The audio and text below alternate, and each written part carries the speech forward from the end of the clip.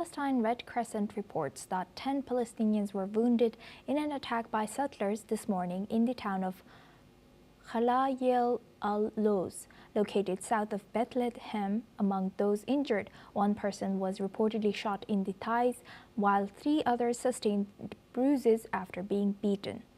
The current condition of the wounded has not been confirmed.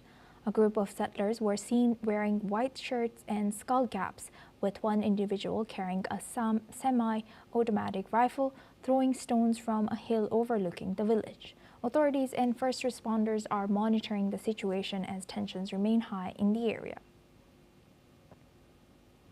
Now for this discussion, we welcome Mr. Sol Sadka. He's a political commentator, joins us live from Tel Aviv. Thank you very much, Sol, for joining us again. Good to see you. Sol, can you tell us if this kind of settler violence is, how is this covered in media in Israel, and how is this to be controlled by Israeli government? Certain elements of the Jews in the Judea and Samaria who take the law into their own hands and act as extremists and wage low-level conflict with their Arab neighbors, that has to be condemned by all serious people. It has to be stamped down on. The government at the moment seems to be relatively ineffectual in doing so, although people that are involved are regularly arrested and charged with crimes, and many of them are in jail.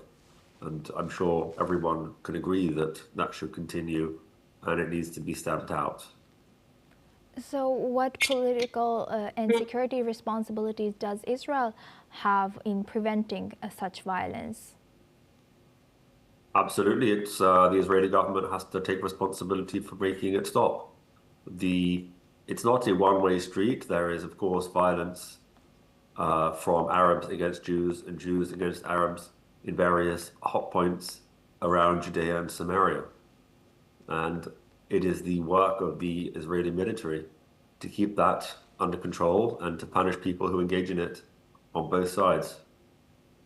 You know, Sol, as we always discuss over here with you and many other guests about how radicalization should be stopped in Gaza's education. Is there any radicalization or chance of these kind of right wing emerging right wing in Israel as well?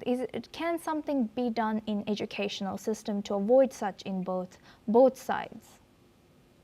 Absolutely. I really see that as the critical key to ending the conflict. And in fact, almost all conflicts around the world are the result of populations that have been radicalized. And while there is certainly a very small fringe element of a couple of hundred to a couple of thousand extremist Jews in Judea and Samaria who are involved in this kind of activity, and that is no doubt partly the result of poor education to extremism, and that has to be stamped down on. It must be remembered at the same time that on the other side, the incitement is far worse, of a different nature, and as a result, the violence is of a different nature. The settler violence is responsible for the injury and rarely deaths on the Arab side, but Arab terrorism against Jews is an order of magnitude greater in terms of scope, in terms of violence, as we've seen over and over again.